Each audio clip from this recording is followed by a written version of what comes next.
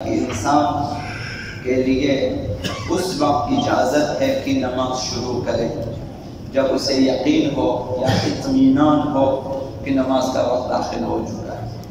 اس سے پہلے اجازت نہیں ہے کہ وہ نماز شروع کرے۔ شک کی حالت میں بھی نماز شروع نہ کرے، اسے مطمئن ہونا چاہیے کہ نماز کا وقت داخل ہو چکا ہے۔ شرعی طریقے سے خود کو پتہ چلے، یا مثلا دو عادل مرد گواہی دیں کہ بھائی نماز کا وقت داخل ہو چکا ہے، آپ نماز پڑھیں۔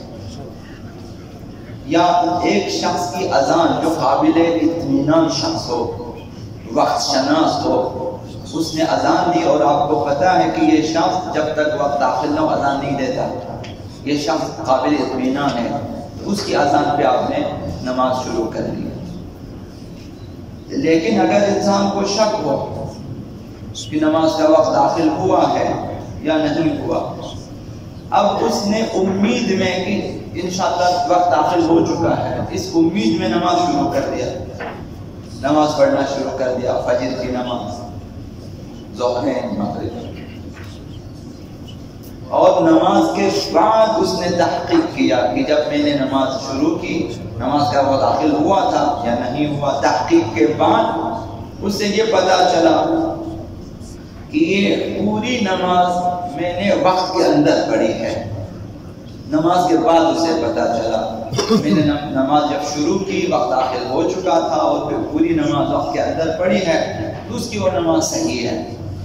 امید میں شروع کیا تھا نماز، پتہ چلا کہ وقت کے اندر ہی نماز پڑھی گئی ہے، اس کی وہ نماز صحیح ہے اور درست ہے۔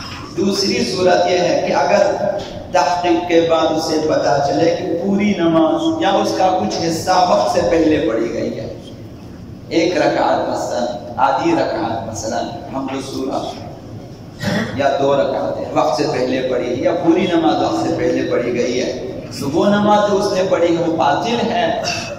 اب اگر وقت باقی ہے دوبارہ اسی نماز کو پڑھنا چاہیے۔ اگر وقت گزر چکا ہے تو نماز قضا ہو چکی ہے، تو اب اس کی قضا بجا لانا واجب ہے۔ یہ دوسری صورت ہے۔ تیسری صورت یہ ہے کہ اگر اسے پتہ بھی نہ چلے، بعد میں تحقیق کیا پتہ نہیں چلا، واضح نہیں ہوا خلاصہ اس کے لیے کہ نماز وقت کے اندر پڑھی ہے یا وقت سے پہلے پڑھی ہے، نہیں پتہ، واضح نہ ہو سکا، اس صورت میں بھی اس کی وہ نماز باطل ہے۔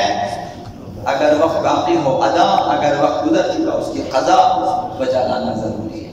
تو لہٰذا پہلے ہی بہتر ہے کہ انسان ادھر ادھر پوچھیں کہ وقت داخل ہوا نہیں ہوا، خود کو بھی پتہ چلے تو ٹھیک ہے، جب یقین ہو کہ وقت داخل ہو چکا تو نماز شروع ہے۔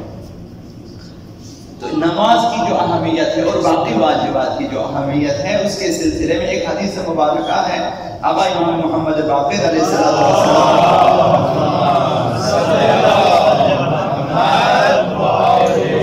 کہ انجام واجبات کس قدر مہم ہے اور ترک محرمات کس قدر مہم ہے۔ امام نے فرمایا اذا کان یوم القیامہ نادى مناد، جب قیامت کا دن ہوگا ایک منادی کی ندا آئے گی۔ قیامت میں محشر میں جب سب جمع ہیں، میدان حشر میں خدا تعالی نے اولین و آخرین کو جمع کیا، تمام انسان بشر جمع ہیں، ندا آتی ہے کہ این الصابرون، صابر کرنے والے کہاں ہیں، صابرون کہاں ہیں؟ فیقوم فئام من الناس، ایک گروہ وہاں کھڑے ہوتے ہیں، کچھ لوگ کھڑے ہو جاتے ہیں، ایک گروہ کھڑا ہو جاتا ہے، بھائی ہم ہیں صابر، صبر کرنے والے ہیں۔ ثم ینادون، پھر ایک اور ندا آتی ہے قیامت کے دن میدان حشر میں، این المتصبرون، متصبرین کہاں ہیں؟ یہ بھی صبر کرنے والے ہیں، ایک صابر ہیں ایک متصبر ہیں، دو ناموں سے پکارے جاتے ہیں۔ فیقوم فئام من الناس، پھر ایک گروہ میدان حشر میں کھڑا ہو جاتا ہے، کچھ لوگ کھڑے ہو جاتے ہیں۔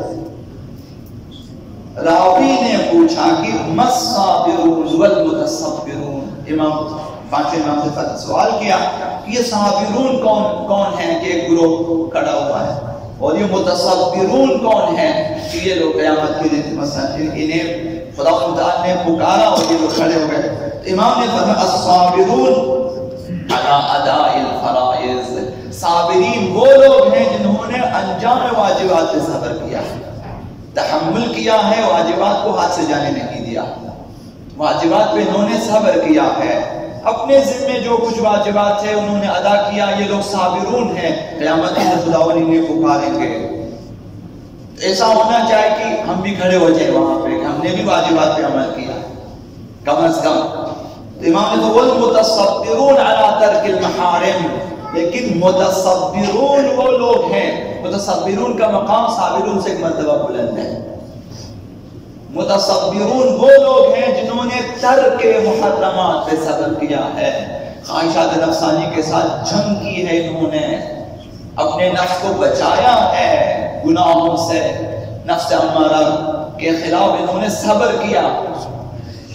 تو صابرون وہ لوگ ہیں جو انجام واجبات پہ صبر کرتے ہیں، سردی ہے، گرمی ہے، تنگی ہے، سفر ہے، حضر ہے، بیماری ہے، پڑھتے ہیں، واجبات کو نہیں چھوڑتے، روزے نہیں چھوڑتے، خمس زکوٰۃ نہیں چھوڑتے، صلہ رحم جس قدر بھی رشتہ دار اذیت کریں، تنگ کریں، یہ رشتہ داروں سے قطع تعلق نہیں کرتے۔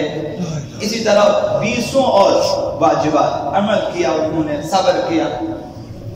اور متصبر اسے کہا جاتا ہے کہ جو محرمات سے دوری پر صبر کیا، محرمات کو ترک کرنے پہ صبر کیا ہے، استقامت کی ہے تاکہ گناہوں کے پاس نہ جائیں، گناہوں سے دوری اختیار کی ہے۔ تو متصبر اسے کہا جاتا ہے جس کے لیے صبر کرنا دشوار ہو، سخت ہے۔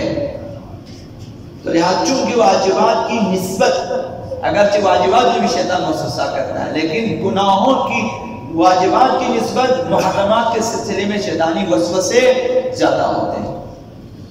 انسان کو یہ واجبات انجام دے، اس کے بعد پھر اسے گناہ کی طرف دعوت دیتے ہیں۔ تو محرمات و معاصی کے ترک کرنے کی راہ میں انسان کی خواہشات نفسانی پوری توانائی کے ساتھ انسان کے سامنے کھڑی ہو جاتی ہے۔ اس لیے ترک گناہ میں عام صبر کافی نہیں ہے۔ لوگ نمازیں پڑھیں گے، روزہ رکھیں گے اس طرح سے، یہ اس کے لیے عام صبر کافی ہے، لیکن ترک محرمات کے لیے عام صبر کافی نہیں ہے۔ ایسا صبر چاہیے کہ جو خواہشات نفسانی پہ غالب آ جائے، ان کے لیے متصبرون کہا جاتا ہے۔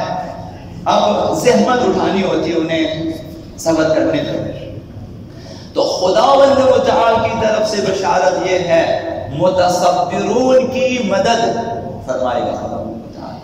اگر ہم چاہیں کہ گناہوں سے دوری اختیار کریں، تھوڑی سی سختی برداشت کریں، پھر خداوند مدد فرمائے گا۔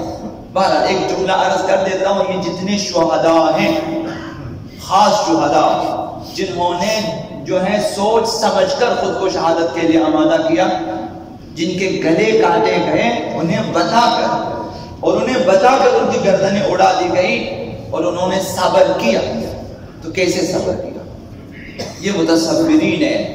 حجر بن ودیع مثلا کہا کہ میرے بیٹے کو اگر قتل کرنے، میرے سامنے قتل کرو، ایسا نہ ہو کہ میرے بعد وہ ولایت سے منحرف ہو جائیں جان بچانے کے۔ یہ لوگ متصبرین ہیں، کربلا والے مثلا، بدر والے، ان کی مدد ہوگی۔ خدا آقا رسول خدا صلی اللہ علیہ وسلم